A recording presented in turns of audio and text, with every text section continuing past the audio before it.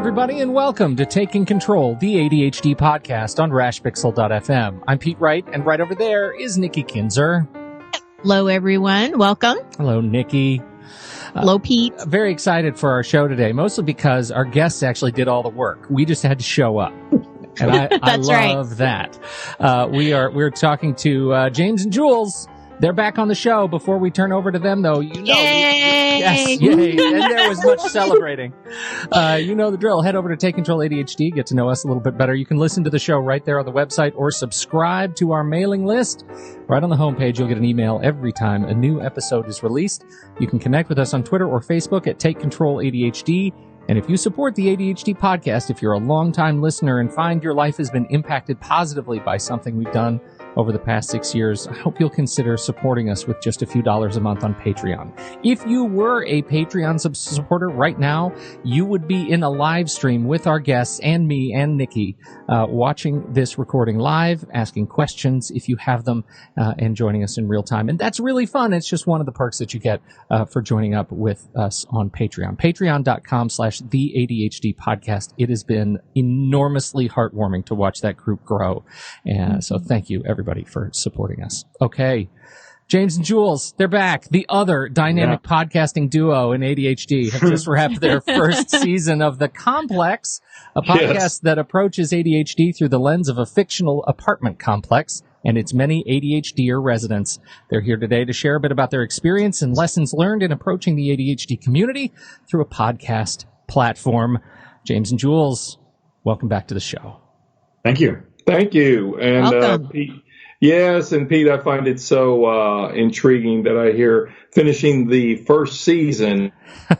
Yeah. You know, a little bit of foreshadowing going on here, maybe. I'm not going to lie to you. I'm loading that up. I'm going to be leaning in on that foreshadowing. I know when you were here last time, you were hesitant about what you were going to do for your next season.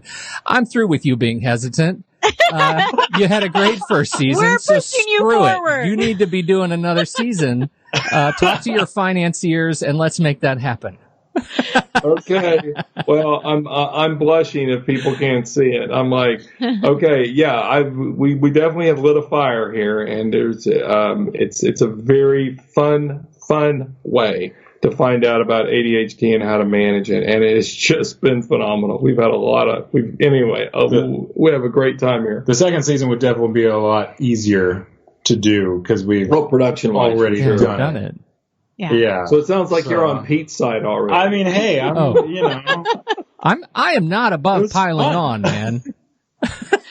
It's a lot of fun. It is a lot of fun, and yes, and it's a great way to get information out there, and it's a great way to engage with all kinds of different people. Well, it is, and it's a great way to get information across and strategies. And as you were saying earlier, Nikki, it's the afterthought shows have turned out to be this really rich conversation between Jules and I, and it's really where I have found I am best. Well, you put me in front of a camera that I know I'm on a stage, and I start going into auto robot mode, and I completely lose my hands and my facial expressions go blank, and a knitted eyebrow, and my wife's like, "Where did you go?"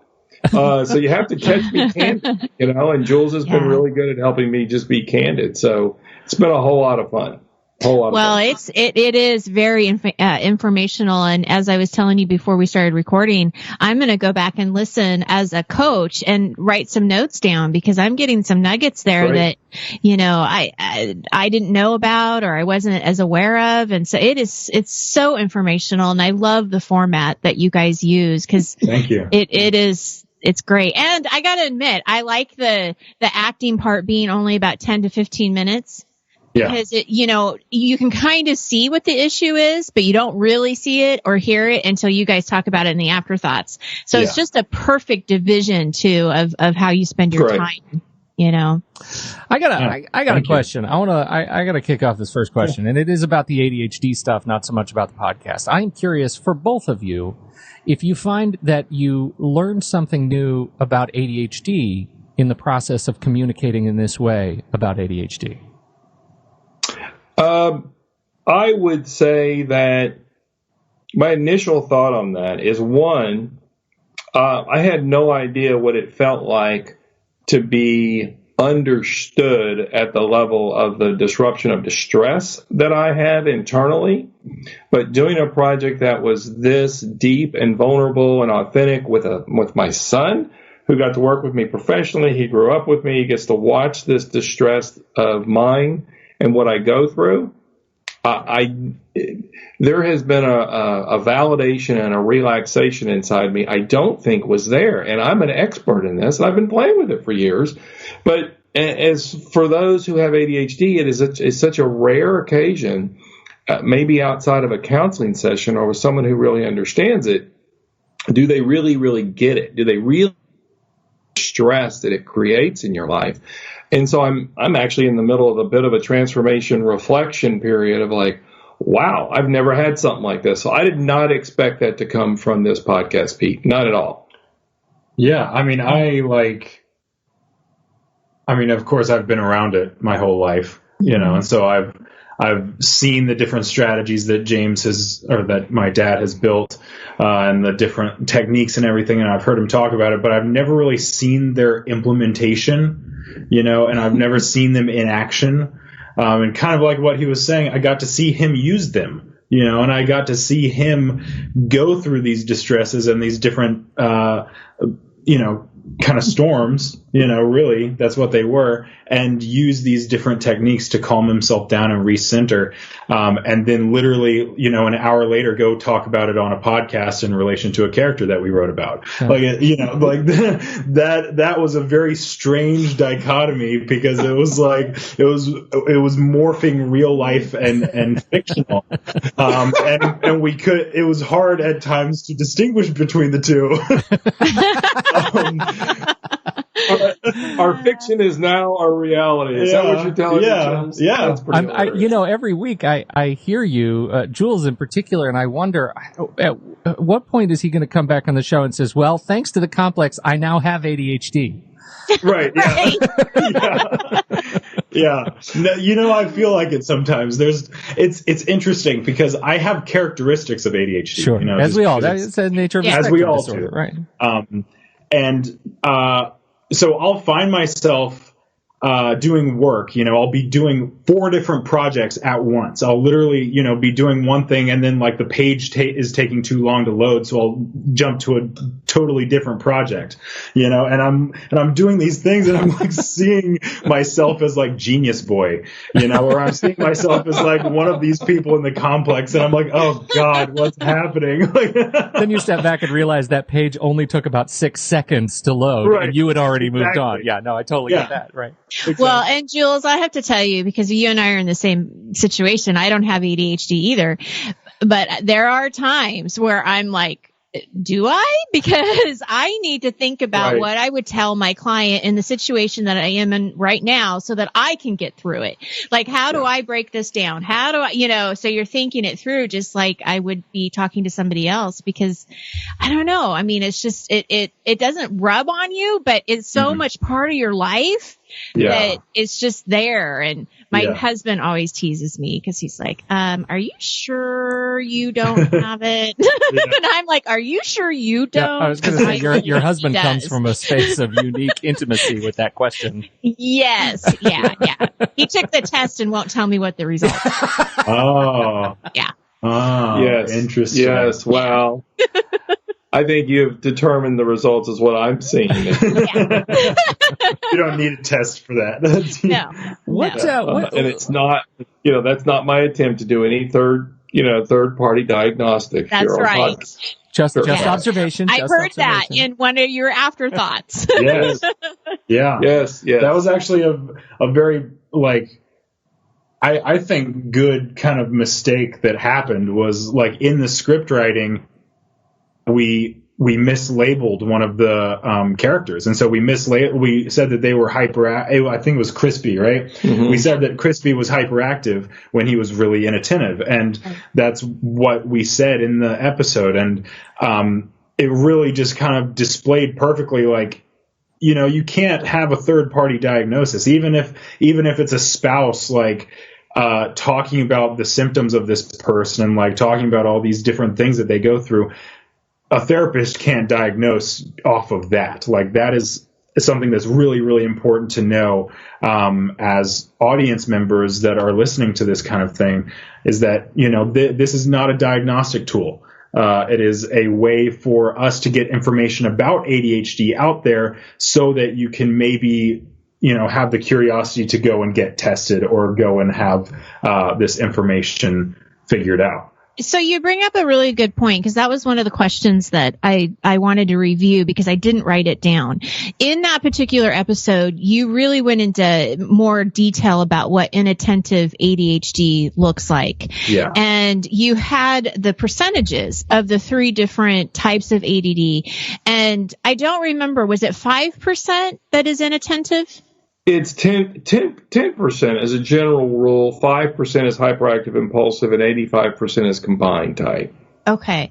So what I thought was so interesting about that is that we did an inattentive show just a few weeks ago with another therapist. And we did that show because we had a lot of listeners that came in and said, I really want to talk more about inattentiveness. And it was so interesting to me that you connected the motivation piece to that, because that's what they were all looking for. They all had that piece that I don't know how to get motivated. Mm-hmm. Do you mind just kind of talking a little bit on that? No, I don't at all, because I think it's probably one of the most significantly, I don't know if misunderstood, it's just not well understood on the inattentive spectrum that I talk about. Sure, the focus and concentration is disrupted from a neurochemical, neurodevelopmental, neurological point of view.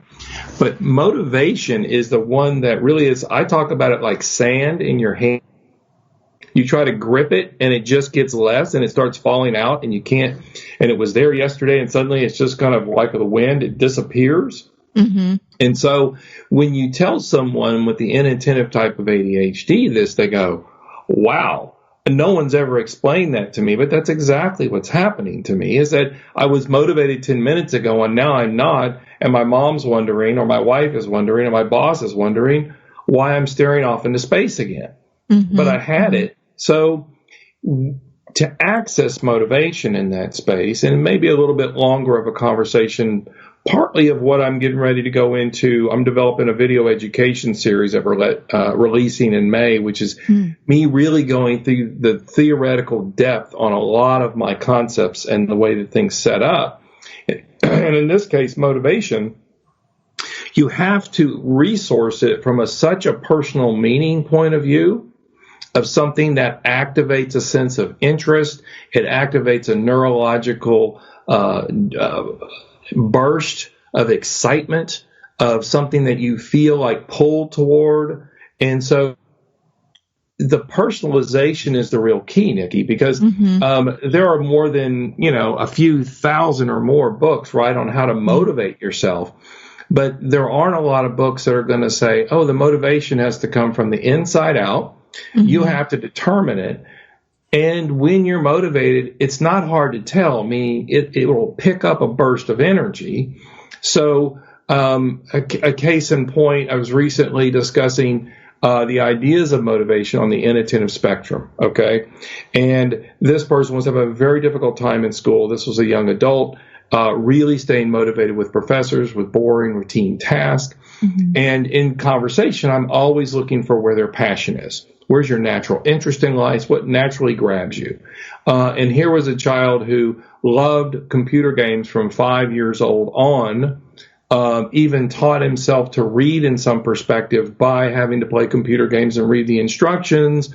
And so I said, what if you layered that passion and interest and your, I think it was a chemistry class, your chemistry class suddenly became a video game? What if it became the analysis of a video game? And the look on his face was like, I never thought of that. Right. I never thought about trying to resource motivation through something that's naturally interesting to me. Yeah. And sometimes that layover as it would be a strengths-based kind of model as we might know it in the ADHD world. But so motivation, a lot of personal interest, a lot of personal meaning.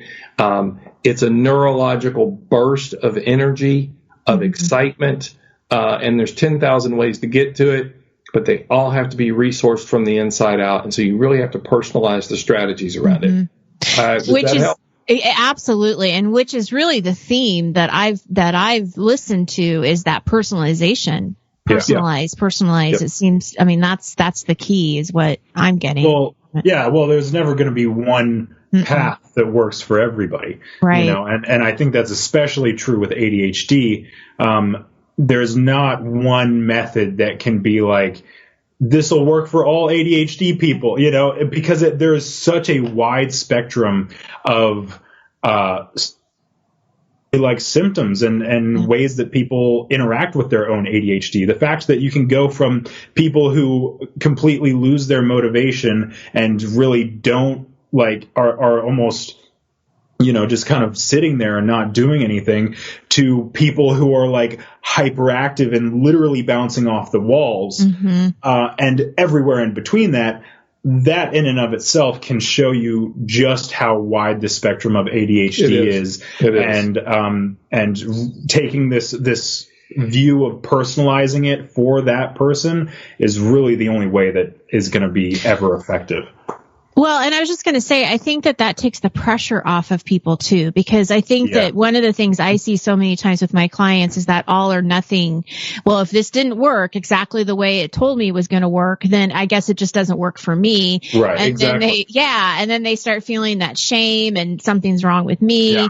And so, so I think here comes the emotional distress syndrome, exactly. Right? Yes. Right. Right. And so, but I'm going to give a spoiler alert here again, okay? Because it's really key on the personalization. So, you know, the personalizing of strategies has become so near and dear to me because I certainly have given recommendations and have seen the 20 strategies on multiple psychological testings, and they don't make any sense to anyone. So that's what kind of bore out this sense that it's got to be personalized. But even in personalization, we know the aspect of being consistently inconsistent. Sometimes things work and then they don't. Yeah. So like motivation, going through my hand like sand, my motivation or my personal strategy could work for 2 weeks, and then I'm not interested in it anymore. So I also want to let people know that when you personalize a strategy, it doesn't mean it's going to last forever. It's going to last until you're interested in it. And then when you're not, you're not. Right. But and you that's go back. Okay. And you have to be That's willing to change it and keep adapting it. You do. And so the ability to be adaptable and move with it, I think you're right. If you give people that information, there's a sense of relaxation that comes from it. Yeah, absolutely. For sure. Great. I wonder if you could reflect a little bit on what, back to the podcast in particular, as you're talking about some of these issues, did anything surprise you in terms of what your listeners connected with the most? I think, you know, it's interesting because we didn't have a ton of listener interaction. And I think that's for a few reasons. I think it's partly because we didn't have a great space for them to come and interact with. So we didn't have like a Facebook page, or we didn't have anything like that. I noticed your Facebook page sprung up. We do recently. We do now. We put it up in the last. That was one piece of feedback from someone. Hey, get a Facebook page up. I'm like, hey, what a great idea! Man, why didn't we think of that? Right. And so that was, you know, one of the major reasons. And also, like, people don't necessarily want to put their comment in like a review or something like that. You know. So I think that's probably the biggest key to me. Pete, did you finish? No, yeah. The biggest piece was, it kicked up, and what I heard and I heard this more locally from clients listening to it and things like this around my practice, was it emotionally authentic and validating to them, that it was like they were listening to their own homes, they were listening to their own conversations. And so it was like looking in a mirror, and it wasn't necessarily shame or embarrassment. It was just like, oh my God, that's exactly what happens to me. And so there is a degree of exposure that someone's not ready to kind of show that part of themselves. You know, but I will tell you, and I think I may have mentioned this in an email to y'all, that I did have one story where a family listened to the podcast on a road trip where 3 out of 4 in the family have a diagnosis of ADHD. And they laughed about it. They were able to talk about the afterthoughts and the strategies. And the spouse who was diagnosed ADHD would look over at his spouse he was married to, and he would say, God, this is exactly what happened. She would roll her eyes and go, yep, this is exactly what happened. But it became this way of a camaraderie and a communion between the family to discuss it, which really lets out the stress to a degree. So I do think it's the emotional piece of feedback, at least that I've gotten locally, Pete. Well, and to that point, I know you released the podcast in terms of episode afterthoughts, but one really compelling way to engage in the show is just to listen to the episodes and not the afterthoughts. Because it makes, roughly, it's a little over an hour and it feels like it's a great way to binge, right? You get this whole story and then you can go back and do the learning part later. But I really like it because again, it feels really familiar, I feel a little bit like it's verboten to say this out. I'm going to do it anyway. It's the same feeling I get with the original Cosby Show that felt so close to my family. The things they were making fun of and laughing about and helping me laugh about were the things that were painful in my own family. And that's a real gift. It's very rare to find that. Well, I really appreciate that, Pete. It's not, I don't know that it was, I knew we were presenting an authentic model. I had no idea that this was going to come behind it. I don't think we could have ever predicted. I mean, I think it is understandable in the way that we did create it, because it was in every sense of the creation of it, we had someone with ADHD almost fact checking and making sure that's what happens. That's what happens, because it was me and Robin who wrote it. And Robin is, definitely ADHD. Like she is all over the place, but just a creative fire hose, and so I got to work with that and I would have like different ideas and she'd be like, well, what if we did this? And I was like, yeah, sure. If that's more ADHD, definitely, I want that to be a part of this. And then like having the afterthoughts be me and James, who has ADHD, like every single aspect of it had almost fact checking of like, is this relatable to ADHD? And, so I'm glad that it came across as that kind of that genuine nature. And it really is nice to hear that it was that relatable. I think it's relatable, and I think that when I was listening to some of the characters going back and forth, I just know as a coach, I heard some of those things over and over and over again, and I was so curious to know what the afterthoughts were going to be. It's like, okay, how's James going to handle this? What's he going to say? They really box themselves into a corner now. Yeah. Well, and I keep going back to like when you were talking about academics, and I work with college students as well as adults with ADHD. And I can tell you, many of the conversations start out that the colleges are not set up for ADHD. They're not ADHD friendly. And so it was really affirming to me to also hear you say there are so many details when it comes to getting a degree. So I definitely think it's relatable. I can see so many people in their cars just nodding their head. Yes, that's me. Well, and I think that it's intriguing because I talk about I live in a little cave in South Austin, Texas. My office is this little enclave down in this little kind of garden area, and I just signed a new 5-year lease. I'm like,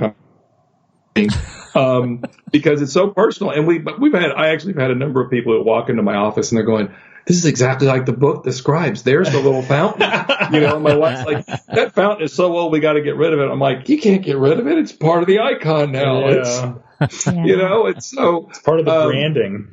That's right. But I think part of that is, I have been working so close to the front lines for so many years. Yeah. I really wasn't checking out, is this going to work? Is this working for other people? Is this really effective? I was just trying to get clients really good functional strategies and kept increasing my skill set. And kind of a case in point with that, I have 10 local therapists in a consultation training program.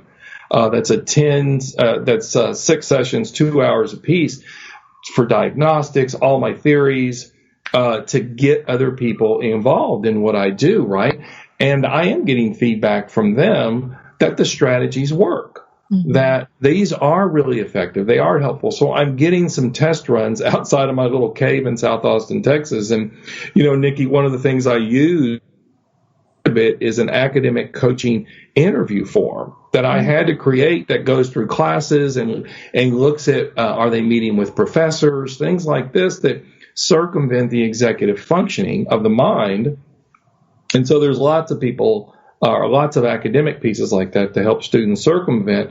But I also will tell you on the college front, we have a local university here who is beginning to do 30-minute academic coaching check-ins once a week on systems and follow-through. And so colleges are starting to really support the process in a way that's meaningful, that's not labor-intensive, and too counseling-oriented. And can make such a difference, Yeah. such a difference to those students. Yeah, that's Absolutely. great.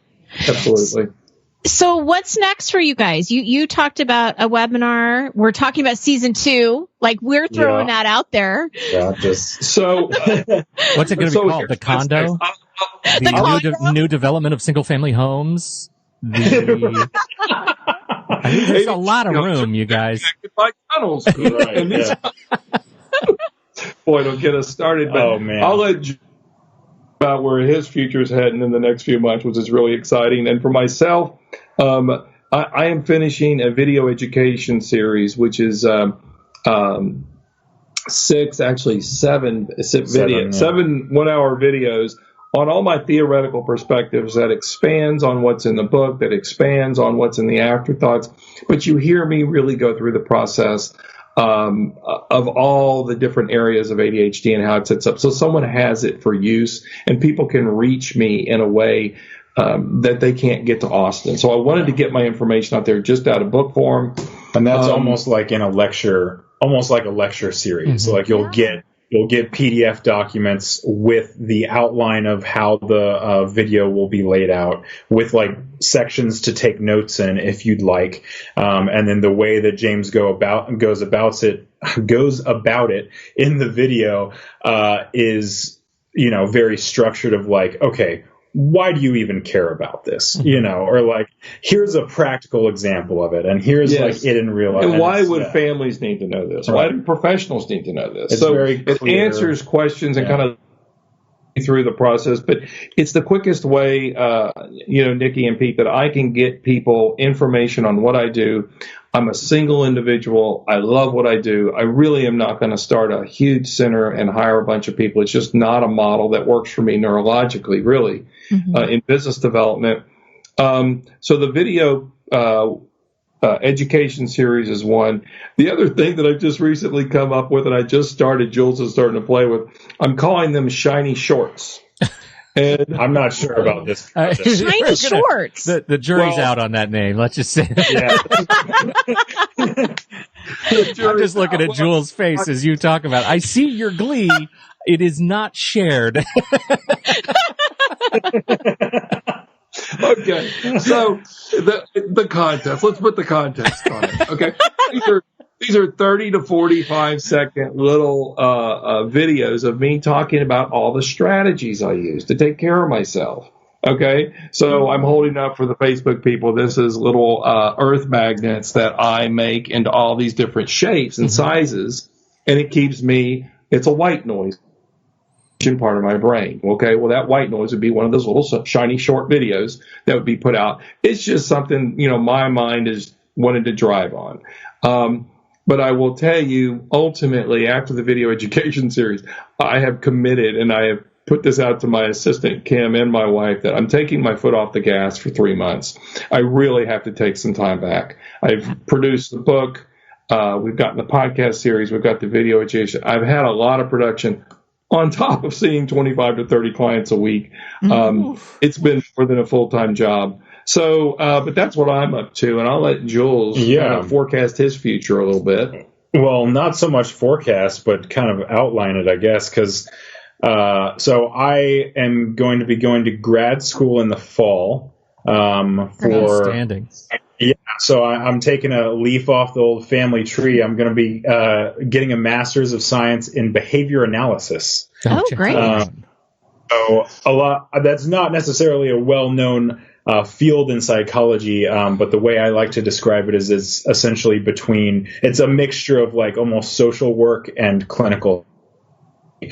So you're looking at a patient's behavior, typically someone who's autistic or who has Asperger's or something like that, and you are creating logs of their behavior, how they do it, why they do it, what triggers it, all that kind of stuff, and then setting up behavior modification techniques to change those behaviors. And it's actually really interesting because if you look at the different models that have been researched over the years, with a lot of things outside of, barring like very, very heavy trauma, with a lot of things, if you change the behavior, the emotions will follow suit. You don't have to actually go into the emotions and process those out and try and desensitize those.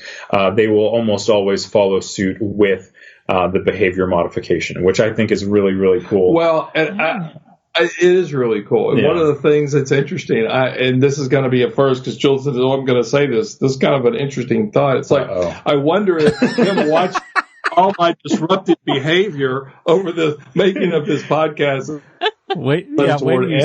the behavior to see what he can make sense of it. Well, yeah. Wait till you see the log he's been keeping, James. That's right.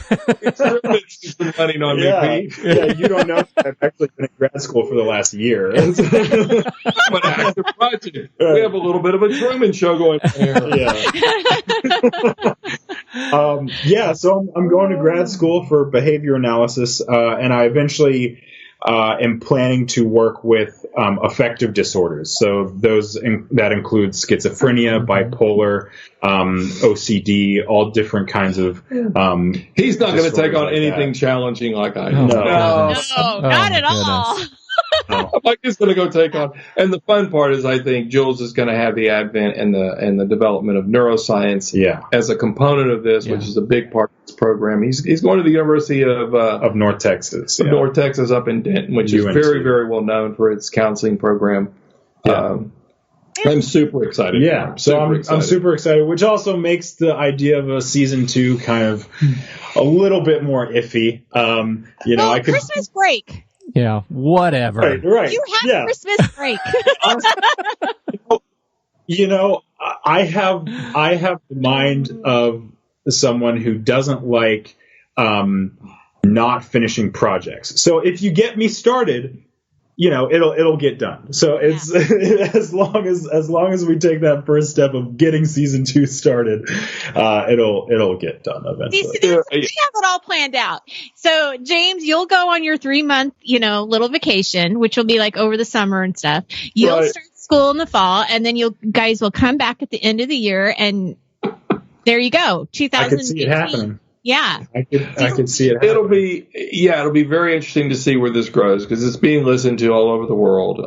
We've been listens in Australia, Russia, Indonesia, all over the place. Thailand, Europe, you name it, and we've had listeners all over the world. So, South America. It's a little odd for Jules and I to get used to someone listening to our conversations, much like y'all do, right? Podcasts. Yeah. It's like, we are motivating and we are informing those. All over the world right now. Yeah. It's humbling. It is very when humbling. You get that email, it's like, wow, you guys are doing great work. When are we going to hear about your webinar series? When is that going to be out and about?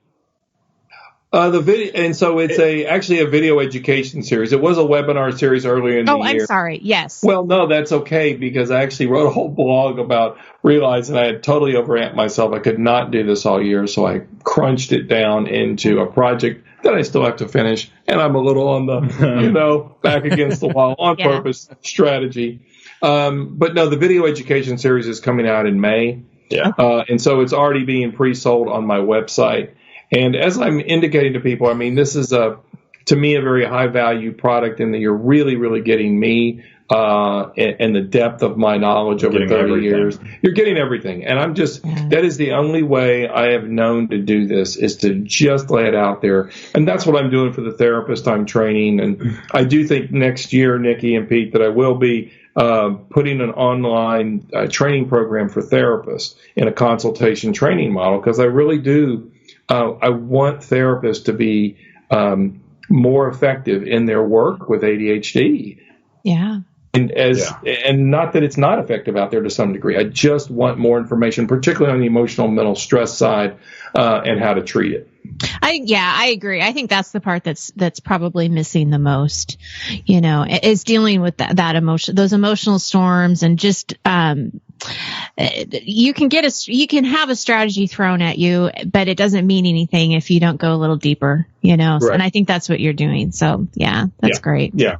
And the deeper part is critical, Nikki, because the deeper part is where it has to come from the inside out. Right. And I will tell you, I was telling Jules in all the podcasts, certainly I liked episode 5 with Genius Boy, but episode 6 with Bernard, and we talk about imagination and this internal sense of safe place. And I really do in that afterthoughts of the number 6. I really go into the details of the science of imagination, how to use it, how to strengthen it, why it's important.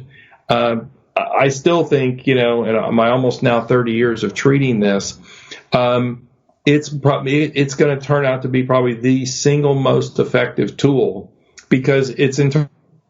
No one else can affect it but me. I'm in charge of it. So for people that don't know exactly what you're talking about, I know what you're talking about. I've read your book. I talk to clients about it. But can you just briefly kind of explain to people what you're talking about that maybe don't understand where you're going with that imagination? No, and I think it's important, Nikki, because it's very easily misconstrued, and it's pushed off to the sides a lot of times. And so if you look at the science of the mind, the ability to imagine or to see or hear or feel things in your mind's eye of imagination is actually a very powerful tool. Okay? In childhood, it's very concrete. And so you're under a coffee table with a blanket over it, and suddenly you're in a castle in the forest somewhere. Okay, so it's very concrete. I can imagine myself being there under this coffee table when I'm a child. When you get into adolescence, that becomes a metacognition or a meta-thinking ability of abstract thinking. So now I can think before something happens, after it happens, and while it's happening. So I have this ability to cognitively think at a higher level. That, in the course of imagination, you are literally building an internal world in your imagination that you rely on for mental and emotional calming in yourself, confidence, courage, but we're using the science of the mind that comes out of imagination. And I explain this certainly in Focus Forward. I go into great depth on that in this 6th Afterthoughts show. But I have developed my own internal emotional safe place, is what we call it. And it's a common term in psychology to some degree. And I have a very vivid way of visualizing. So I started mine in 1986. I understood the science of it in 1989. Now I have a vast empire in my mind's eye of imagination that I rely on. Okay? So someone would say, wow, how do you use that? Is probably the most critical tool.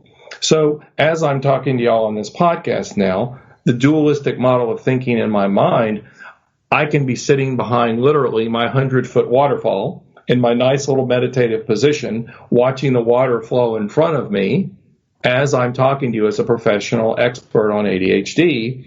Well, that's a grounding for me to remember that and think about it. And I go into it a lot more, but maybe that helps enough to help to understand this a little bit. I want to take the oddity off of it.